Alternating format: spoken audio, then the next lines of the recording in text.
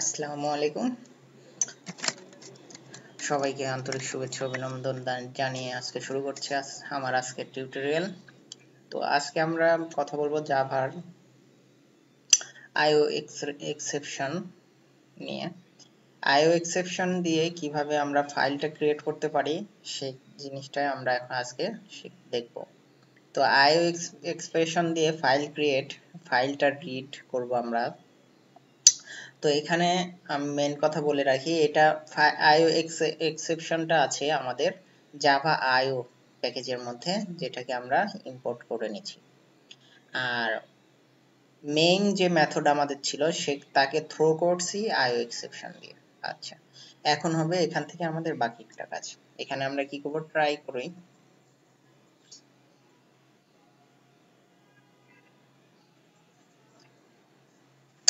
করলাম।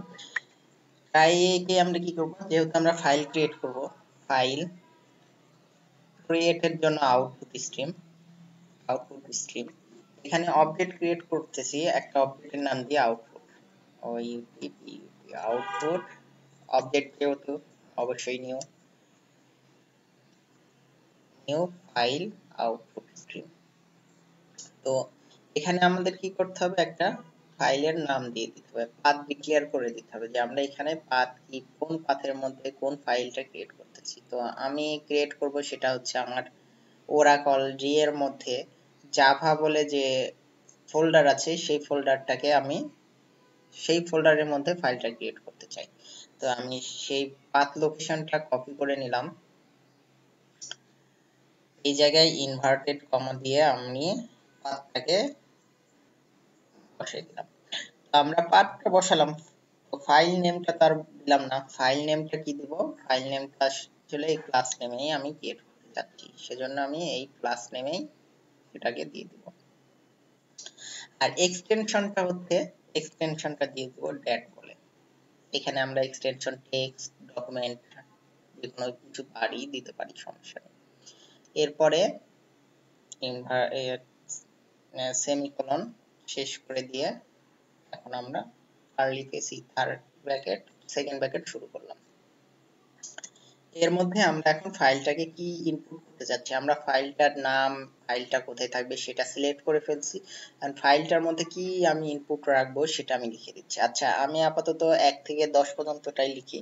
সেটা যদি লিখতে চাই সেটা ফুল ফর লুপ চালাই লিখি আর কি, নাকি ফর আমাদের সহজ হবে। ফর ইন্ট আই 1 থেকে 10 পর্যন্ত লিখবো, i or 10।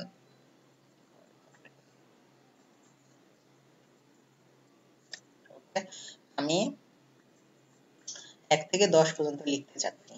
এখন কার মধ্যে লিখবো, যেহেতু অবজেক্ট তৈরি করছি আমরা আউটপুট ডট রাইট কি ইয়া করতেছি, যেহেতু আই আমাদের ছিল ইন্টিজার টাইপ, সেজন্য আমরা কি সিলেক্ট করব, ইন্টিজার। ওকে, আমাদের কাজ শুধু এটুকুই, ফরম্যাট করে নিলাম। যেহেতু আমাদের আই কে ক্রিয়েট করব আর আইটা ছিল ইন্টিজার, সেজন্য রাইট ইন্টিজার আই কে দিয়ে দিলাম।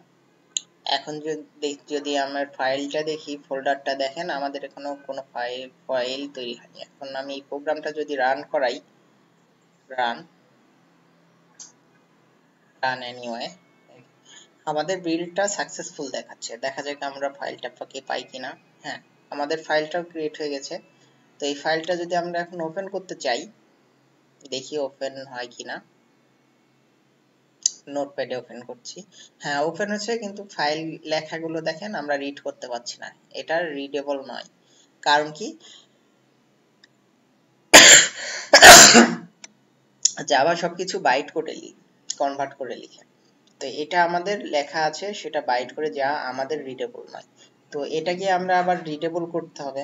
তো এটাকে যদি রিডেবল করতে চাই, তাহলে আমাদের আবার ট্রাইকে কল করতে হবে। এখন আমরা এটা রাইটের জন্য ইউজ করছি আউটপুট স্ট্রিম। ফাইল কেন, আমরা ফাইল ক্রিয়েট করতেছি সেজন্য ফাইল, যেহেতু রাইট করতেছি সেজন্য আউটপুট, আউটপুট আর কি স্ট্রিম। আর যদি আমরা রিড করতে চাই, কি কাকে রিড করব? ফাইল। ঠিক আছে, ফাইলকে রিড করব।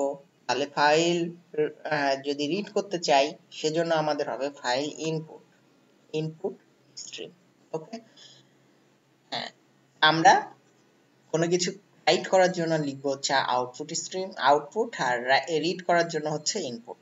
এটারও সেম একইভাবে অবজেক্ট তৈরি করে নিলাম, ইনপুট অবজেক্ট নিউ কেবল ফাইল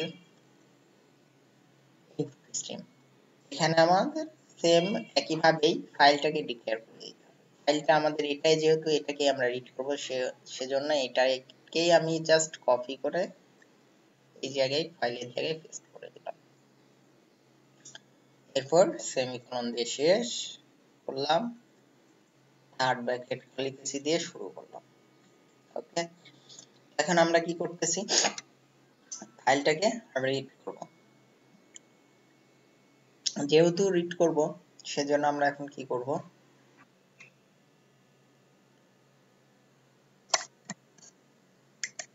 তো আমরা রিড করতে চাই। রিড করার জন্য আমরা এখানে কি করব? যেহেতু আমরা জানি না ফাইলটার মধ্যে কি কি আছে, ঠিক আছে না? আমরা তো জানি না যে ফাইলের মধ্যে কি আছে, শুধু এটুকুই জানি ফাইলটা আমাদের ইন্টিজার টাইপ ভ্যালু আছে।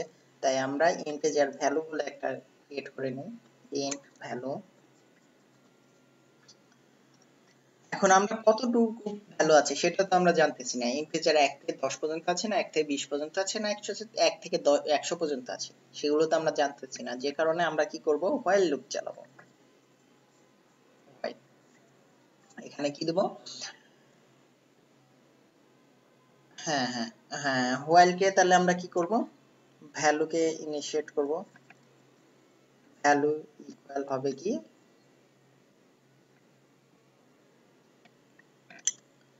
Value equal input read, input dot read. Input কোনটা? এই যে আমাদের ইনপুট অবজেক্ট রিড করার জন্য কাকে রিড, কার অবজেক্ট সেটা এই ফাইলের, এই ফাইলটার ইনপুটে রিড করে যতক্ষণ সে পাবে ততক্ষণ সে চালাই যাবে, যতক্ষণ না ইজ নট ইকুয়াল -1। মানে কি, যখন সে পাবে না তখন সে ভ্যালু রিটার্ন করবে -1। যদি -1 হয়ে যায় তখন সে আমাদের হোয়াইল লুপ থেকে বের হয়ে আসবে। ওকে, আমরা এখন কি করব? হ্যাঁ, আমরা এখন শাউট করব,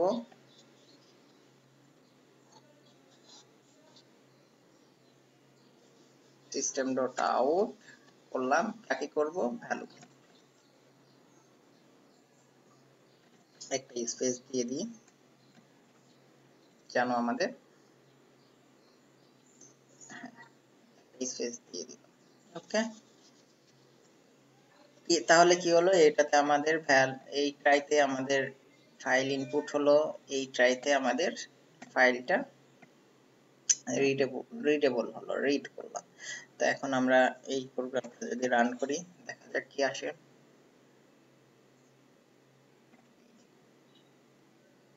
ঠিক আছে না? আমরা 1 থেকে 10 পর্যন্ত লিখছিলাম, আমাদের 1 থেকে 10 পর্যন্তই আসছে। এখন যদি এখানে আমরা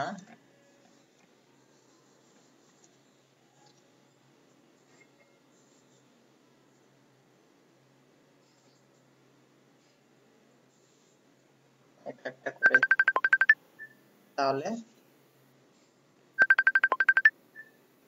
এটা নিচে লাইন। এখন যদি আমরা এখানে অন্য কিছু ভ্যালু রাখতে চাই, রাখবো, রেখে করব, তো অনেক। তো এইভাবে আপনারা চেষ্টা করবেন।